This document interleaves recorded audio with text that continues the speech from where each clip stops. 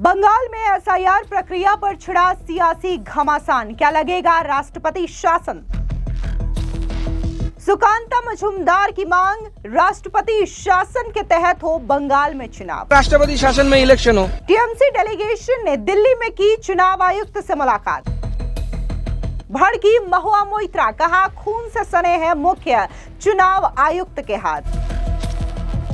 पश्चिम बंगाल में एसआईआर प्रक्रिया पर छिड़े सियासी घमासान के बीच जोरों से ये मांग उठ रही है कि अब पश्चिम बंगाल का जो चुनाव है वो राष्ट्रपति शासन के तहत करवाया जाना चाहिए। दरअसल आपको बता दें कि केंद्रीय मंत्री सुकांता मजूमदार ने यह बड़ी मांग की है और उनका कहना है कि पश्चिम बंगाल में राष्ट्रपति शासन लगाया जाना चाहिए। साथ ही सुकांता मजूमदार ने मुख्यमंत्री ममता बनर्जी पर एसआईआर को लेकर के दोहरे मापदंड अपनाने और बूथ स्तरीय एजेंटों के खिलाफ हिंसा भड़काने का गंभीर आरोप लगाया है। दरअसल आपको बता दें कि राज्य में लगातार एसआईआर की प्रक्रिया चल रही है, तमाम घुसपैठियों की पहचान की जा रही है और इस बीच कई सारी खबरें सामने आ रही है जहां पर एक एक करके इन घुसपैठियों का पर्दाफाश हो रहा है और ये अपना बोरिया बिस्तरा बांध करके बांग्लादेश की ओर रवाना हो रहे हैं। लेकिन इन सब के बीच में पश्चिम बंगाल में राज्य की मुख्यमंत्री ममता बनर्जी चुनाव आयोग और बीजेपी पर हमलावर है।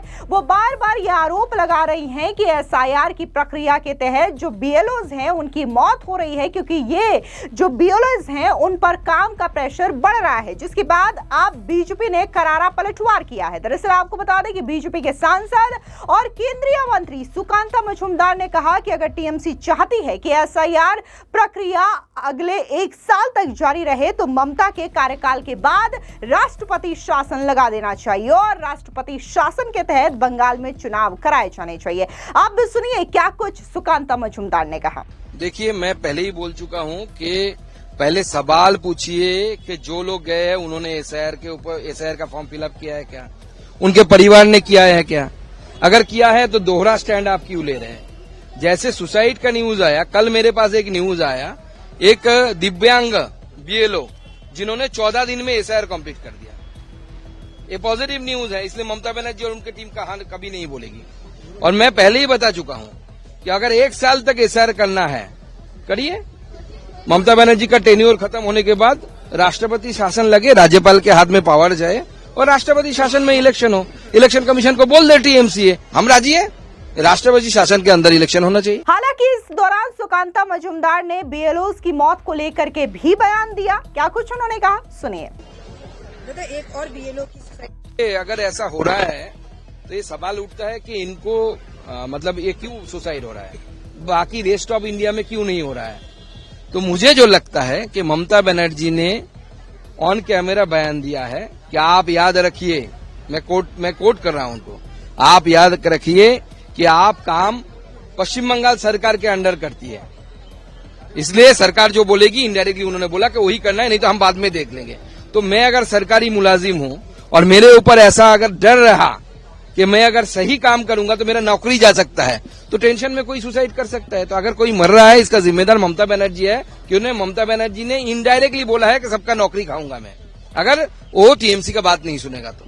वहीं आपको याद दिला दें कि इससे पहले यानी कि 28 नवंबर को पश्चिम बंगाल में जारी एसआईआर प्रक्रिया और कई बीएलओज की मौत के बीच टीएमसी डेलीगेशन ने मुख्य चुनाव आयुक्त से दिल्ली जाकर के मुलाकात की। मुलाकात के बाद टीएमसी ने एक प्रेस कॉन्फ्रेंस भी किया, जहां पर टीएमसी की सांसद महुआ मोइत्रा ने कहा कि जो मुख्य चुनाव आयुक्त है उनके हाथ खून से रंगे हुए हैं। दरअसल महुआ मोइत्रा ने यहां पर मीडिया को संबोधित करते हुए कहा कि हमने जिन 40 मरे हुए लोगों की लिस्ट चुनाव आयोग को सौंपी है उनमें से 18 बीएलओ थे जिनकी मौत एसआईआर प्रक्रिया की वजह से हुई है। मुख्य चुनाव आयुक्त के हाथ खून से सने हैं। सुनिए क्या कुछ टीएमसी की सांसद महुआ मोइत्रा ने कहा। Similarly in Bengal, if infiltration is the issue, other states such as Tripura and Meghalaya share a border with Bangladesh. If you're talking of Rohingya infiltration, other states apart from Bengal share a common border with Myanmar. Why is SIR not being done there? Most important, in Assam, why is only a special revision being done and not a special intensive revision? It's because Bihar was only the trial and Bengal is the asli picture. The second point is that you keep talking about cleaning up of the electoral rolls, and the ECI says by its own admission that the previous electoral rolls are not trustworthy. If that's the case, then the entire Lok Sabha should be dissolved. Every election which has been done from 2002 till today is not valid, because by your own admission the rules are not valid. This doesn't make sense. Is this an exclusion process or an inclusion process? The third point which I have touched on is what is happening now is you have imposed, again self-imposed, this completely arbitrary deadline of 30 days between 4th November and 4th December. You have picked up teachers, part-time teachers, and enlisted them as BLOs who are under tremendous pressure in rural areas to do enumeration forms. The average number of forms that they have to upload per day in my district, for example, now stands at 125 to 150.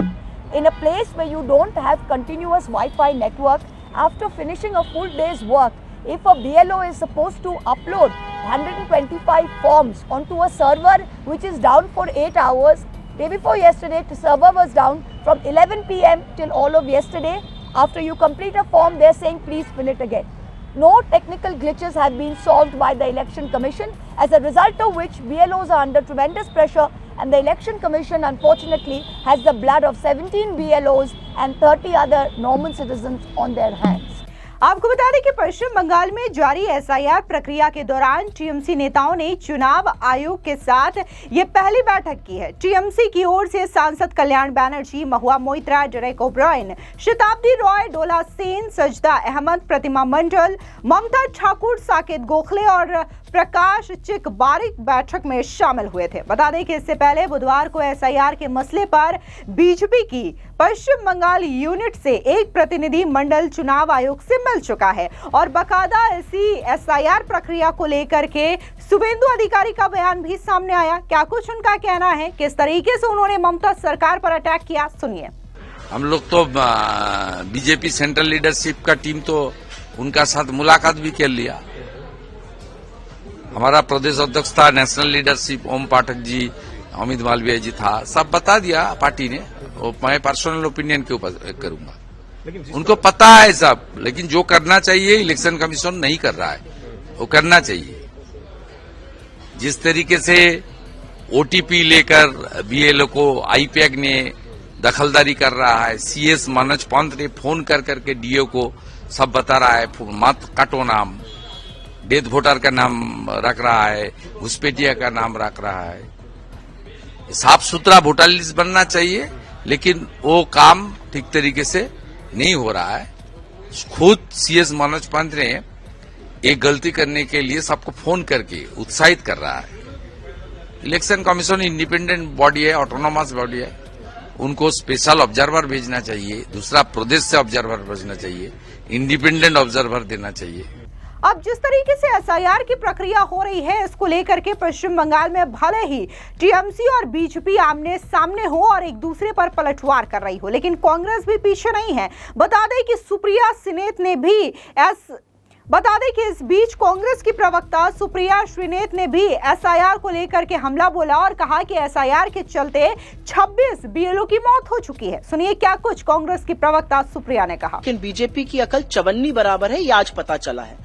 BJP का ये मूर्खाना attempt जो है मुद्दे से भटकाने का, मुद्दा क्या है? मुद्दा है कि एसआईआर हो रहा है, हड़बड़ी से किया जा रहा है, कनपट्टी पर कट्टा रख के किया जा रहा है और 26 बीएलओ की अभी तक मौत हो चुकी है, जो मेरे अनुसार हत्या और उस हत्या के दोषी ज्ञानेश कुमार और नरेंद्र मोदी हैं। उस पर एक जवाब नहीं आएगा। कुल मिलाकर के एसआईआर की प्रक्रिया भले ही पश्चिम बंगाल समेत देश के 12 राज्य और केंद्र शासित प्रदेशों में चल रही हो और पश्चिम बंगाल में जिस तरीके से एसआईआर की प्रक्रिया हो रही है, इस पूरे मामले को लेकर के बड़ा सियासी संग्राम देखने को मिल रहा है, जहां पर ममता बनर्जी की ओर से चुनाव आयोग और बीजेपी को खुली धमकी दी गई है कि वो पश्चिम बंगाल में ममता बनर्जी के गढ़ और उनके खेल में बीजेपी उन्हें नहीं हरा सकती। जितनी जांच एजेंसियां और एजेंसियों को लगाना है बीजेपी लगा ले, लेकिन ममता बनर्जी ये खेल हारने वाली नहीं है। तो वहीं दूसरी ओर टीएमसी का जो डेलीगेशन है वो बकायदा जाकर के चुनाव आयुक्त से मुलाकात करता है, लेकिन इन सब के बीच में अब केंद्रीय मंत्री सुकांता मजूमदार ने यह मांग कर दी है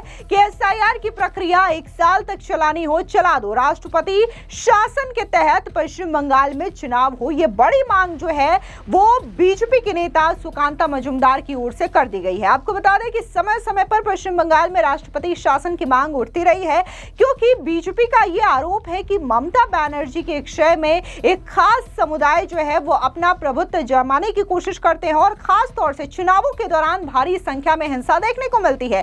फिर चाहे वो पंचायत का चुनाव हो, विधानसभा का चुनाव हो या फिर लोकसभा का चुनाव हो, जिसकी वजह से बीजेपी की ओर से यह मांग की जा रही है कि पश्चिम बंगाल के जो चुनाव है वो राष्ट्रपति शासन के तहत करवाए जाने चाहिए। फिलहाल इस मांग को लेकर के आगे क्या सिलसिला देखने को मिलता है, ये देखना दिलचस्प होगा। फिलहाल इस पूरी खबर पर आपकी क्या राय है, कमेंट सेक्शन में जरूर बताएं। धन्यवाद।